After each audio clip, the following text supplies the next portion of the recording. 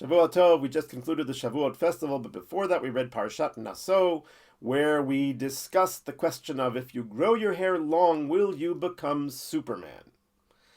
Of course, the reference is to the famous Nazirite of the long hair, Shimshon Hagibor, Samson. Let's take a look at this commandment of the Nazir. What exactly is it? First of all, the Nazir is somebody who wishes to become extra holy, and they take an oath of Nazirism, which prohibits them from drinking wine, from getting a haircut, or from becoming defiled by contact with the dead body. And the first question we ask is the question we always ask: is it good for the Jews or bad for the Jews? On the surface, it would seem yes, it's a good thing, it's extra holiness. And yet we don't find great righteous people running to become Nazirim. Nazirim are fairly rare in our history, so if it's a praiseworthy thing, I would expect many more to do it, and yet that does not happen. The sages themselves are divided on the Nazir, whether it's a good thing or a bad thing. There are those who say, well, on that one hand, he's called holy, kadosh. He is a holy person who grows the hair on their head. And others point out the fact that as he concludes his Nazirite period, when he finishes a minimum of 30 days, depending on how long he took the oath for, he has to bring a sin offering. Why a sin offering? Because the simple explanation is he sinned by depriving himself of wine. In other words, it's not a good thing to be an ascetic. Judaism does not preach asceticism. It preaches benefiting, partaking from the physical universe, from the world, but obviously in a manner of holiness and not in gluttony. So we have this dichotomy. The rabbis point out that the reason why someone might become a Nazir is because they witnessed the punishment of the unfaithful wife, which is written right before the chapter of the Nazir.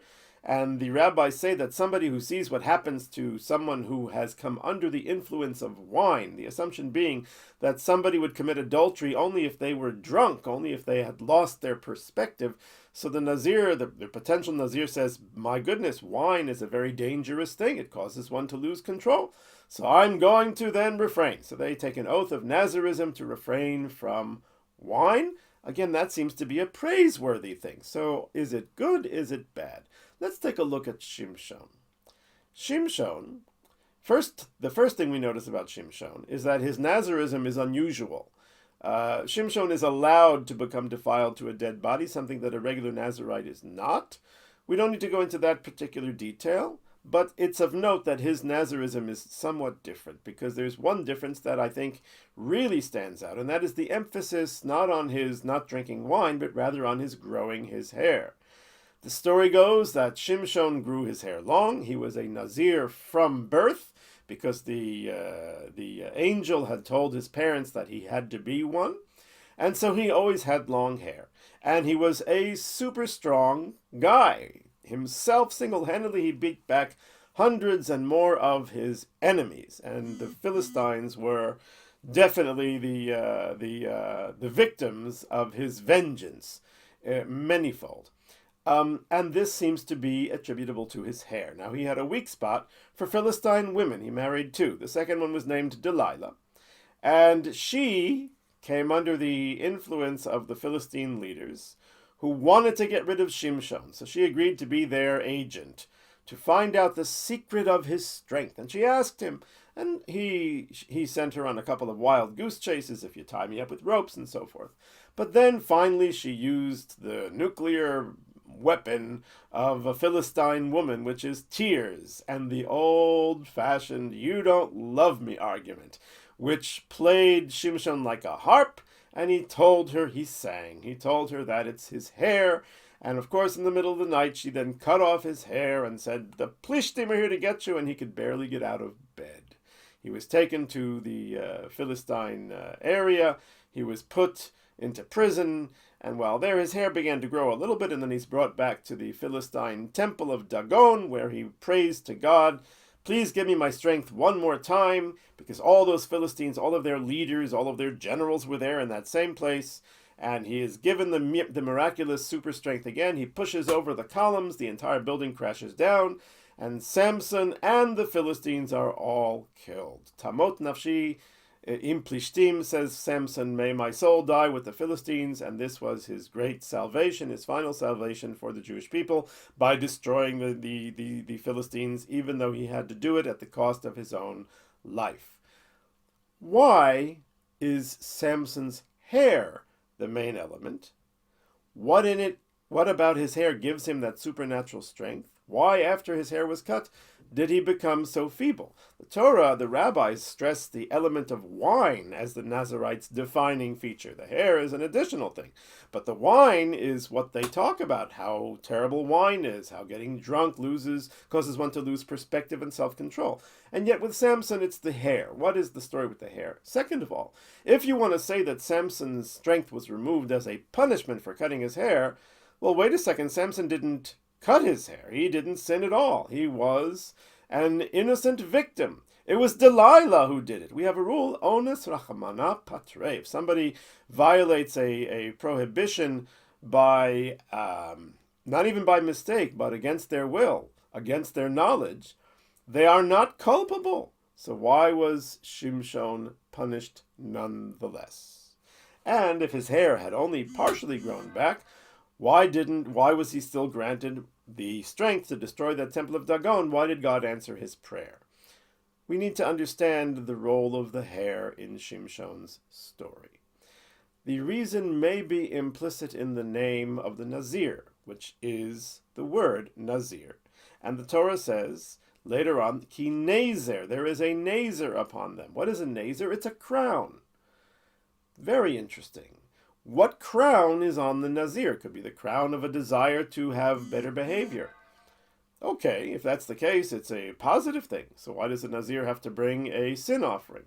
We will discuss that shortly, but I'll give you a couple of possible answers, and one of them is that he brings a sin offering when he completes his nazirism because he is completing it.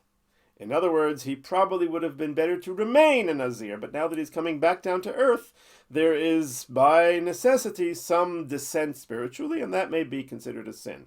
This reinforces the idea that becoming a nazir is a good thing, and yet the rabbis never flocked to do it, and they even discouraged people from becoming nazirim. So what is wrong with it if it seems to be such a positive thing?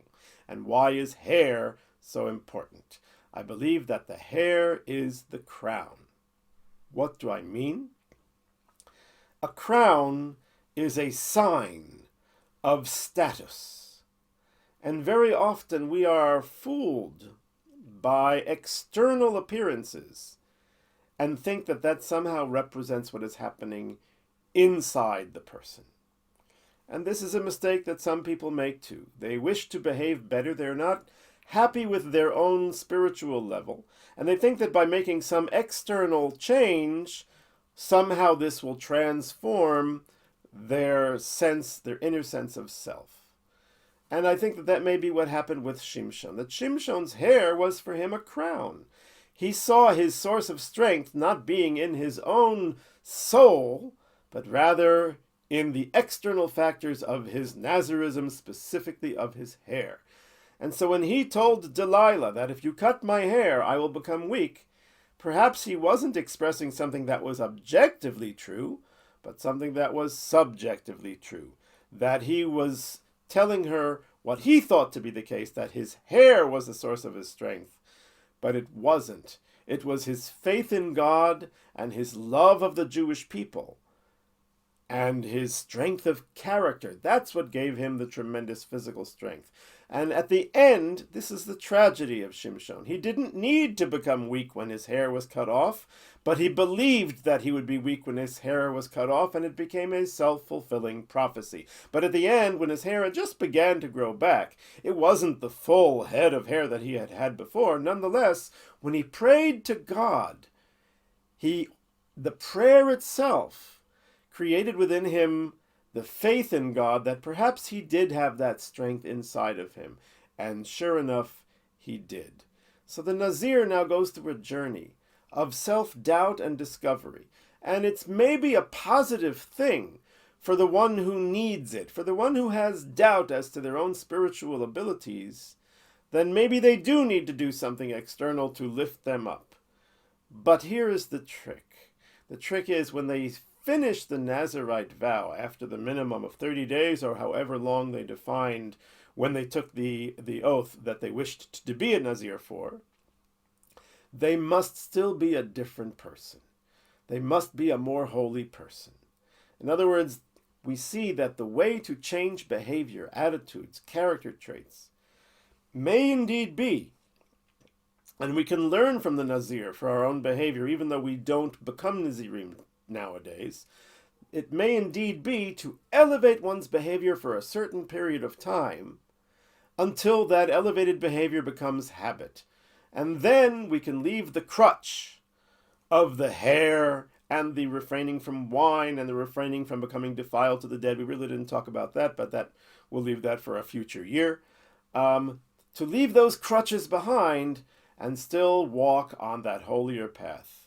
For Shimshon, it seemed that his hair had become for him a crutch. It had become for him what he thought was the source of his power, but the real source of his power was inside him. And so for us, we can learn from the Nazir that we should have confidence in ourselves. We should have faith that we can behave better. And if we really need to, if a person doesn't feel that, then that's a little bit of a sin too. Because it is wrong for us to doubt ourselves. God got upset with Moshe Rabbeinu at the burning bush when Moshe Rabbeinu kept saying, I'm not worthy, and he finally said, please send somebody with me. And God gave him that impassioned speech right before right before he said that, God said, Moses was saying, I stutter, and God said, I put the mouth into a person. I gave you the gift of speech, and I'm telling you, you can do it. God doesn't want us to doubt ourselves. And so the person who becomes a Nazir is doing it because perhaps they doubt themselves. And that, in and of itself, may be a sin, why they have to bring a sin offering. Nonetheless, we can learn that if we can elevate our behavior, if you want to improve, elevate the behavior and keep it going for a minimum of 30 days, create new habits, blaze new trails, improved character, improved behavior, whatever it might be, whether it be spiritually or in our physical habits, in our eating or exercise or the way we talk to people.